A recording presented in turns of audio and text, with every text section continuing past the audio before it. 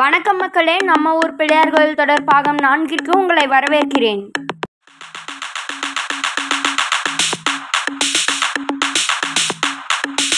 தனியாக ஒரு பிள்ளையார் கோயில் கட்டுவது என முடிவு செய்த பின் ஏற்கனவே இருந்த நடு பிள்ளையார் கோயிலின் தென்புறம் இருந்த இடத்தை தேர்வு செய்தனர்.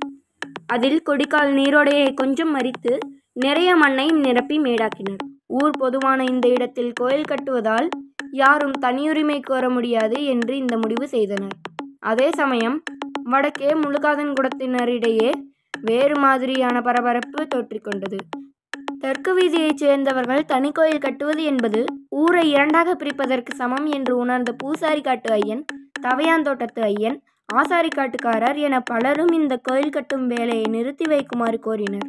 ஏதோ சம்பவம் நடந்து போச்சு, அதெல்லாம் மனசுல வச்சுக்காம ஆகிற வேலையை பாருங்க. இருக்கட்டுங்க மாமா, கறந்த பால் மடியேறாதுன்னு சொல்லுவாங்க. நாங்கள் தனியாக போகிறது தான் எங்களுக்கு ஒரு மறுவாதி. அட சொன்னா கேளுங்கப்பா, ஏதோ சின்ன பசங்க தெரியாமல் பேசக்கூடாத பேசி போட்டாங்க.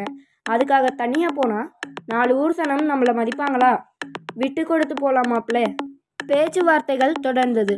ஆண்கள் எல்லாம் இப்படி பேசிக்கொண்டிருக்க, இன்றைய தலைமுறையினர் யாருக்கும் தெரியாத அந்த பாட்டியாத்தா, ஊர் ஒற்றுமைக்காக ஓடி ஓடி உழைத்த பாட்டியாத்தா, பின்னாளில் அதே பிள்ளையார் கோயிலில் கடவுளாக போற்றப்படும் சிலையாக உள்ள பாட்டியாத்தா, ஆம் ஆலங்கரையாத்தா.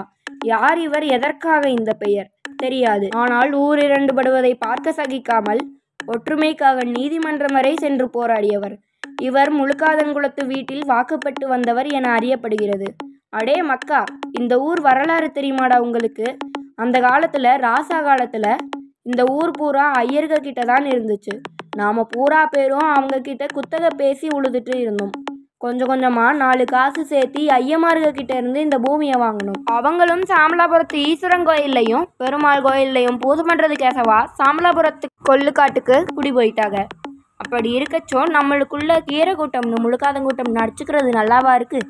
பொண்ணு கட்டி பொண்ணெடுத்த ஊடுக தானடா, போய் பேசுங்க. இந்த ஊரு மட்டும் 2000 கூடாதுடா. அந்த பாட்டியாத்தாவின் கூக்குரல் தெற்கு வீதி மக்களின் காதுகளில் ஏறவே இல்லை. தனியாக கோயில் கட்டுவது என்பதில் உறுதியாக இருந்தனர். பாட்டியாத்தாவும் தோட்டங்காடு, காடுகரை, தெற்கு வலுவில் உள்ள எல்லோர் வீட்டுக்கும் போய் பேசி பார்த்தார். பூசாரி தோட்டத்து ஐயனும் மாணவரை பேசி பார்த்தார். ஆனால் தனி கோயில் கட்டுவதில் உறுதியாக இருந்த கீரை கூட்டத்தினர் கிபி 1805 1810 இந்த காலகட்டத்தில் கோயிலுக்கான பூமி பூஜையை நடத்த துவங்கினர். ஊர் ஒற்றுமைக்காக எவ்வளவோ பாடுபட்ட பாட்டியாத்தாவுக்கு இது ஏமாற்றத்தை தந்தது. சாமலாபுரத்தில் இருந்த சில ஐயர்மார்களின் தொடர்பு ஆலங்கரையாத்தாவுக்கு இருந்தது. அவர்கள் மூலமாக பல்லடம் சப்கோர்ட்டில் ஒரு ரிட் மனு தாக்கல் செய்தார். ஊரை இரண்டுபடுத்தும் இந்த கோயில் கட்டும் வேலைக்கு தடை போட வேண்டும்னு. ஆம், அந்த அளவுக்கு ஊர் ஒற்றுமைக்காக பாடுபட்டவர் அந்த பாட்டியாத்தா. ஆனால் நீதிமன்றம் தடை விதிக்க மறுத்துவிட்டது. யார் வேண்டுமானாலும் புதிதாக கோயில் கட்டி சாமி கும்பிட உரிமை உண்டு என தீர்ப்பாகியது. பாட்டியாத்தா நிலை குலைந்து போனாள். இந்த ஊர் இனி ஒற்றுமையாக இருக்காதா என நொந்து போனாள். ஏதோ பேசிவிட்டோம், மனதில் வைத்து கொள்ள வேண்டாம், ஊர் இரண்டாக வேண்டாம் என பாடுபட்ட பூசாரி தோட்டத்து ஐயன், தவையாந்தோட்டத்து ஐயன் என பல முழுக்காதன்குல பெரியவர்களின் வேண்டுகோளை மீறி கோயில் படிப்படியாக வளர்ந்தது.